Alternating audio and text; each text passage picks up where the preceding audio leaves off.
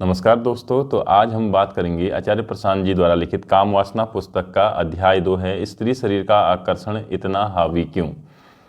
चाहे स्त्री हो चाहे पुरुष हो, दोनों के शरीर का आकर्षण अपोजिट सेक्स अट्रैक्शन तो होता ही है, चाहे स्त्री हो चाहे पुरुष हो। ठीक है, तो कहीं ना कहीं अगर मन में ये बातें हैं, कहीं ना कहीं ये चीज़ रिझा रही है, तो इसको ध्यान से सुनिएगा, बहुत कुछ आपको मदद मिलेगी। चलिए शुरू करते हैं। प्रश्नकर्ता कहते हैं, आचार्य जी, मुझे स्त्री के शरीर का इतना आकर्षण क्यों रहता है। तो आचार्य प्रशांत कहते हैं, तुम्हारी मूल समस्या ये नहीं है कि तुम उत्तेजित इत्यादि हो जाते हो। तुम्हारी मूल समस्या ये नहीं है कि तुम बहक जाते हो। तुम्हारी मूल समस्या है कि तुम खाली हो। खाली रहोगे तो ऐसा ही होगा। ऐसा होगा ही होगा। ठीक है, पत्ता डाल से टूट गया, उसके बाद किधर को तो हवा ले जाएगी उसको।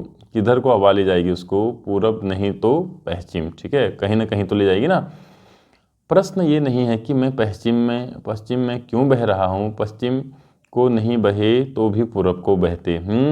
पूरब को नहीं बहे तो किसी और दिशा बहते। राइट, पर एक बार तुम डाल से टूट गए, उसके बाद ये पक्का है कि किधर को तो बहोगे ही। किसी न किसी दिशा की गुलामी तो करनी ही पड़ेगी, क्योंकि अब वृक्ष से टूट गए, मूल से वियुक्त हो गए।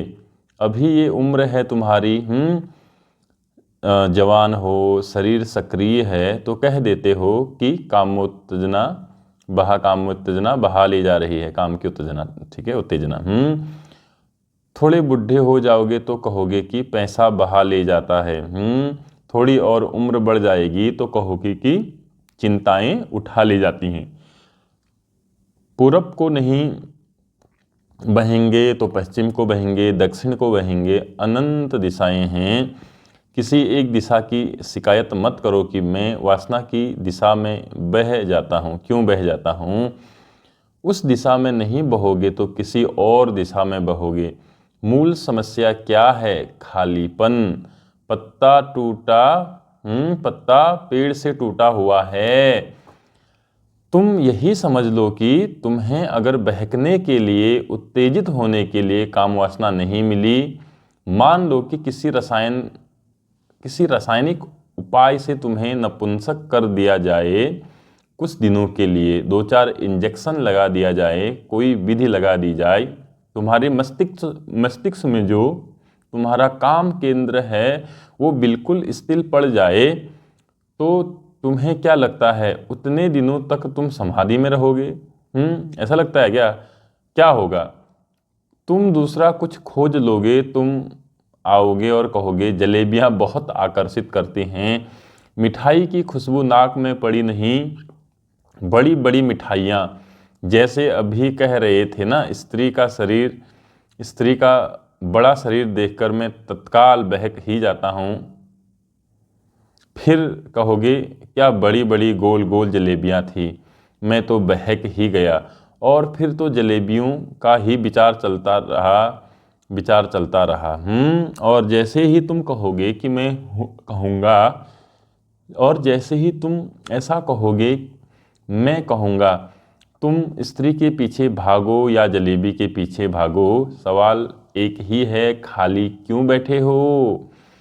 समय कहाँ से मिला? चलो जलेबी से भी तुम्हारा मोह भंग कर दिया, कुछ चाल चली गई।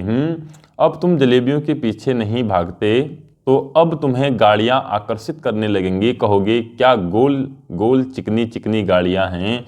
वासना को तो विषय चाहिए, गोल गोल चिकना चिकना। स्त्री का शरीर भी हो सकता है, गोल गोल चिकनी चिकनी जलेबी भी हो सकती है, और गाड़ी भी हो सकती है। कुछ न कुछ तुम्हें मिल ही जाएगा। और वासना को जब विषय चाहिए ही, तो क्यों ना उसे ऐसा विषय दे दें जो वासना को ही शांत कर दें।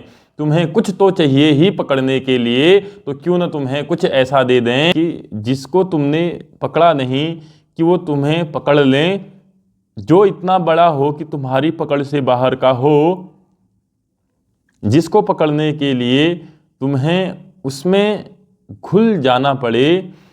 इसलिए देने वाले ने तुमको राम नाम दिया, राम का काम दिया, वो नाम भी बहुत बड़ा है, वो काम भी बहुत बड़ा है, वो पकड़ लो, उसके बाद किसी और काम के लिए फुर्सत ही नहीं मिलेगी, फुर्सत ही नहीं मिलेगी।